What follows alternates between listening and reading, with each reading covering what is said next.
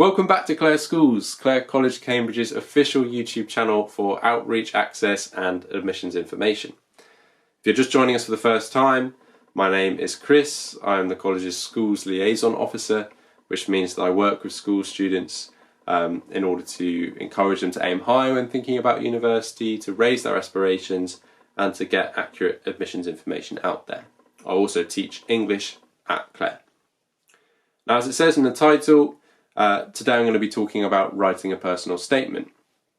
And something that I often say when I go into schools and do this kind of work is that the Cambridge admissions process is a bit more packed than other universities' admissions processes. There are more steps you have to take to make an application.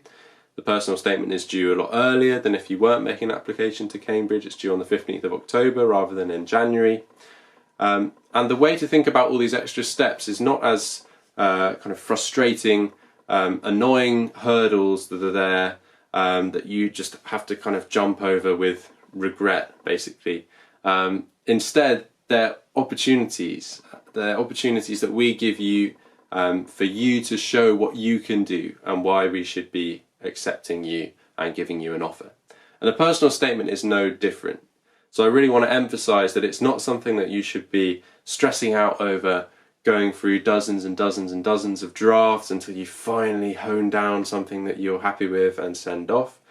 Certainly it should go through some drafts, 3 or 4. You should get people to look at it, and I'll be talking about that later. But it's not something to really stress out about. The personal statement is simply your place in written form to tell us about yourself, to tell us about your academic interests.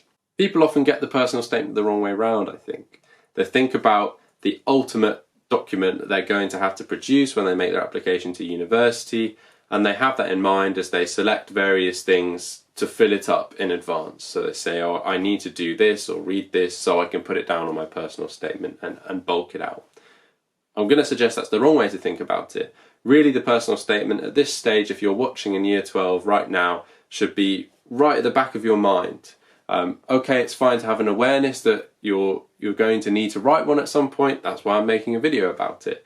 But you don't want it to be right here at the forefront governing everything you do. Instead, you want to be cultivating your own interest in your subject of choice that you're going to apply for, with the personal statement right back there, sort of out of the picture mostly. And the way you do that is you can watch some of our taster lectures on this channel. There are all sorts of resources online increasingly going up because of the situation at the moment.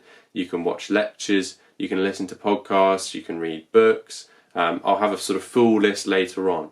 But there's all sorts of things you can be doing to increase your interest, to develop your own path of interest through your subject. And that should be quite separate, I think, from your personal statement. And as you go and as you develop those interests, they'll start to take place a bit more naturally. So rather than sort of going around looking for resources and thinking, okay, I want to cultivate my interest in maths or in English or whatever it might be, you will start to get interested in a particular aspect, and that aspect will then govern your further reading, listening, watching, engagement, and so on. And then when it comes to the beginning of August, say mid-August, you've done all of this extra supercurricular reading, watching, etc. And then you start to think about, okay, how am I going to organise this into a document which shows what I've been doing as best I can. Now you'll have noticed that as I've been talking about your academic interests. I've been talking about the supercurricular. So in addition to your school curriculum, something directly related to the subject, rather than the extracurricular, something outside of the curriculum, something not related to the subject. And that's because when it comes to Cambridge and personal statements, we don't care about your extracurricular activities. Now that might be a surprising comment for me to make, it might even be a shocking one, so let me temper it with a couple of caveats. So the first is that if you can make your extracurricular activity supercurricular, and not too tenuously, then we are interested in it. If your activity is related to the subject and you can make it relevant, that's fine, we'd like to see it. The second one is that, okay, maybe I sort of exaggerated that a little bit too much, and that yes, we like to see the odd extracurricular activity, because it shows that if nothing else, you've got good time management. If you've got great results and you've been doing loads of supercurricular stuff, loads of reading around your subject, and you've also done this extracurricular stuff, that's great. But this should really be right at the very end of your personal statement. A couple of sentences, not a paragraph, not 2 paragraphs. It's right there packed in at the end. Now, in terms of your other university applications, don't worry. As soon as any university sees a personal statement with a very short bit of extracurricular stuff sort of almost tagged on at the end, they will know that it's a personal statement for Cambridge or Oxford, and therefore they won't kind of hold it against you. They will know that. So I've mentioned that extracurricular stuff wants to come in the last kind of couple of sentences of the statement. You may be wondering how long the personal statement is in total. It's about 4,000 characters, or exactly 4,000 characters, which is about 47 lines.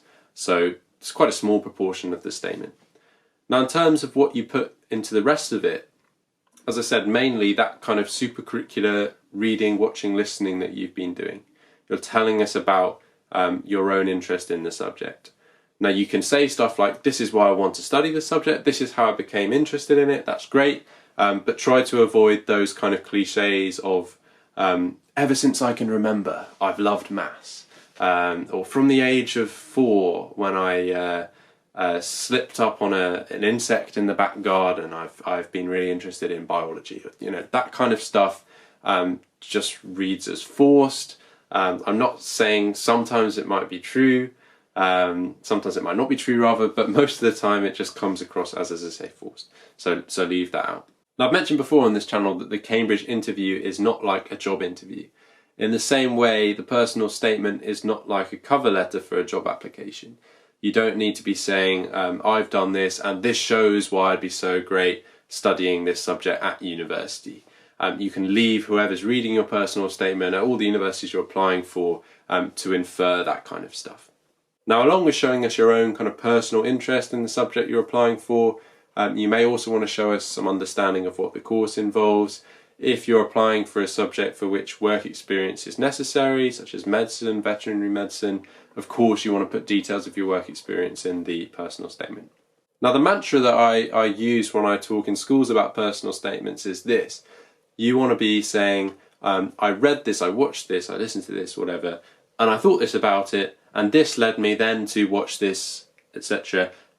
And I thought this about that, and this was interesting, and so it led me on to do this. And so you always want to be going, and so then I did this, and so then I did this. Now, people sometimes say that you don't want your personal statement to turn into a list, and that's absolutely right. In between saying, I did this, and then I did this, you're saying, quite briefly, this is what I found particularly interesting about it. So I read this book, and I was particularly interested in the portrayal of this in it. Or I listened to this podcast and I had this particular question about this phenomenon. And because I had this question, because I had this interest, I then did this. So yes, in some ways it's not a list, but you also always want to be driving it on. I did this, I thought this, I did this, I thought this. And that's a really great way to structure it. It's obviously not a formula. There is no formula for how to write a perfect personal statement. There's no such thing. But that's certainly a good thing to be bearing in mind, I think, as you write. Now, in terms of what supercurricular activities you might want to be getting involved in now, which will ultimately come to be put down on your personal statement, I'll do a separate video on that. For now, I'll just put on the screen some of the things you might want to use, sort of popular magazines, radio channels, TV programs, documentaries, visiting museums when the lockdown is lifted, that kind of thing, or going to museum websites at the moment. All of that stuff, it's all up there. There's a sort of never-ending array of things that you can do to become more interested and increase your interest in your subject. But as I say, I'll talk about that in greater depth in a separate video that I'll record soon. So a few final points. The personal statement is personal. It's in the name. So yes, absolutely go through a few drafts, not dozens and dozens, as I said at the start of the video. Don't stress out about it. But you want to go through a few drafts, and you want to get input from other people, from teachers, family, university advisors if you have them, whatever it might be. You want that input. take it on board, but ultimately you're the one who's making this application to university, and university is one thing that really represents that transition from being a child to being an adult. You are absolutely, when you're at university, answerable for yourself. Don't ignore advice that you get from other people, but just make sure you know that you are the person with the final say. It's your personal statement, not someone else's.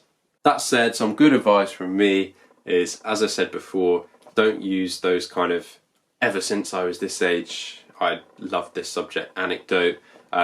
Don't use humour. It just won't come across as you want it, almost certainly. It's so hard to get humour right in the kind of personal statement format. And even if you do manage to get it right, no one at our end is going to be reading it and sort of judging you very positively because you've managed to make us laugh. We're not looking to be we're not looking for you to make us laugh. We're looking for your interest in the subject. One last piece of advice from me, something that I see quite a lot in personal statements, is an attempt to sum up in a short general sentence exactly what the subject which the candidate is applying for is or should be. So history is the study of this, chemistry is the study of this, and so on and so on. I'd really suggest you try to avoid that kind of summative sentence. Firstly, because one of the things that a university degree in a particular subject teaches you is that there is no one thing that a subject must be and always is. Sometimes it might be this, sometimes it might be something else. It can do loads of different things at once. So don't confine it, and we want to see you sort of arrive with it with an open mind, not with a sort of closed notion of, yes, I'm certain that I know what politics is. Another reason is it's not who's this personal statement for, who's going to be reading it. People who spend their lives teaching and researching the subject for which you're applying, they don't need to be told what their subject is. I know people don't put that statement in because they think they know better than the people reading the personal statement. Of course, they put it in because they want to show that they understand what the subject is. But it can sometimes come across in that way, and so I think it's best avoided. If instead you want to say, I used to believe that history was exclusively the study of this until I read this book or until I listened to this podcast, and it changed my mind, and it raised this really interesting point, and then I started to rethink actually what is history. Obviously that's just an example, but then sure, that shows the kind of mental flexibility that the statement history is absolutely this does not. So sure, go for something like that if you want. A very final thing to say, and I'm going to do a separate video on this too, is that you may notice as you do your research about personal statements, about applying to university, applying to Cambridge, you may notice that there might be organisations or websites out there that offer you advice or even sort of template personal statements for a fee.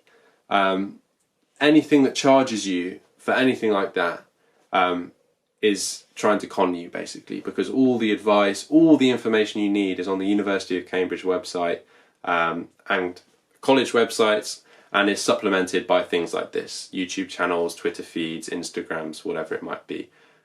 It's all the stuff that you need comes through official channels.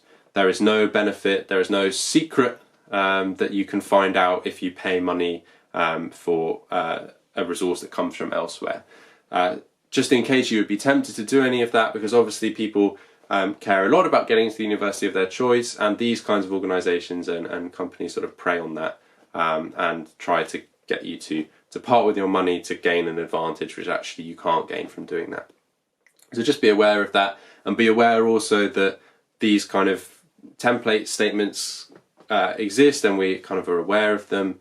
There was an example a couple of years ago of a sentence about a chemistry lab experiment when the person writing the statement was 7 years old, and that came up something like 247 times in personal statements across the country because people had plagiarised that sort of initial template. So a personal statement is personal, as I said. It's your thing, it's no one else's. We will know if you do anything like that. I feel like I'm ending the video on a bit of a downer now.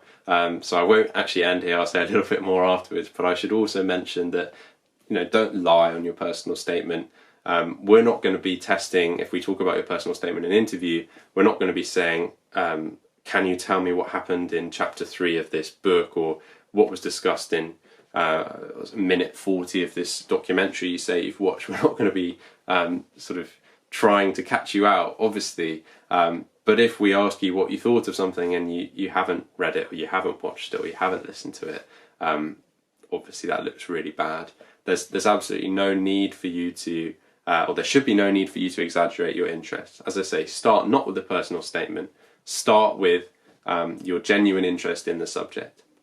So there we go. I hope that gives you some kind of idea, general idea about what the personal statement is. I hope it reassures you that it's not something that you need to worry too much about.